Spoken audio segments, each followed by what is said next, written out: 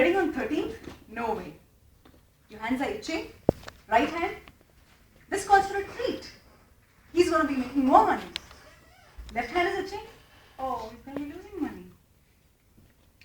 You broke a mirror? 7 years of bad luck. Touch wood. The list goes on and on and on and on. Fellow Toastmasters, yes, I am talking about our very favorite superstitious belief. The irrational belief which do not have any reasoning. How did this belief ever come into being? First, one subset, we got it from our ancestors. We inherited them. In early days, our people didn't know the reason behind an earthquake or a thunderstorm or a volcano or an unpredictable illness.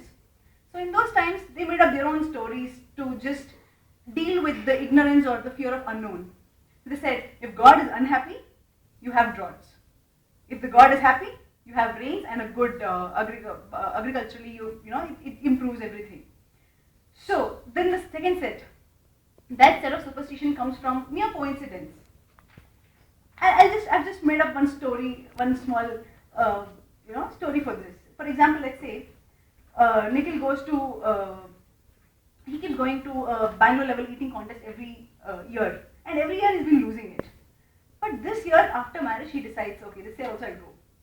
And then what happens on the day when he's about to take part in the contest, when he's wearing his clothes, he remembers that all his socks is put into wash. What to do? But he wants to go like a gentleman with his socks and shoes on. So then what he does, he realizes, okay, the only choice is his wife's socks now. So then what he does, okay, he says reluctantly, he goes, wears her socks, and apparently the color happens to be pink. And worse, just imagine, and that particular day, he wins the contest. He comes back home, he's very happy, but in somewhere in his thoughts, he's got this thing in his head. Is it that because of the pink sock, was it my lucky charm? So next time he takes part in another contest. So what he does is, he thinks, okay, probably it's not that socks, but what if it is the socks? There's no harm in wearing it, so I'll wear it. He wears it, again he wins it. So, like that, this coincidence happens here and there, and then it becomes a lucky charm for the rest of his life. So this is an example of coincidence. And then the third category of superstitious belief, especially parents. This comes from a basic white lie which people say just to get work done. They tell their kids, if you do not eat, the ghost will come and take you away. People don't do that. My parents told me that every meal, during every lunch, every dinner, they kept telling me the same thing. And even today, in spite of not seeing even one single ghost, I'm so scared of them. So having said all this, so is it important to get over superstitious belief? Yes, it is. Why? Because superstitious belief conquers your confidence, your psychology, your mind. So your success or failure starts depending on your belief and not your capability. So if you have to get over it, so how do you get over it? 1. Stop cooking stories for your kids. That will prevent spreading of superstitious belief for the next generation. 2, spread awareness.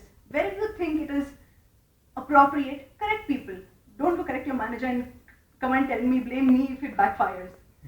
And 3, if you're already influenced by superstitious belief by your parents, grandparents, people around you, what should you do? Go back home today, write down all the beliefs that you have. Take one at a time. And give a thought. Add a little bit of logic, little bit of knowledge, Google through it. You'll almost be able to get to the root of it. How do you get to the root of it? I'll tell you. I'll just give you a few examples. They say, if you break a mirror, it gives you 7 years of bad luck. And worse, if you don't bury the mirror, your luck gets worse. Let's go to the root of it. Earlier days, people didn't know the physics of light or reflection or anything. So they thought your reflection was your soul. So when you break the mirror, you're killing your soul. You're killing your soul. So that's why they thought there's 7 years of bad luck or something wrong is going to happen to you. And then worse, the second half, when you don't bury the mirror under the ground. Isn't it quite obvious? They made up that story just because they didn't want someone to stamp on that mirror and harm themselves.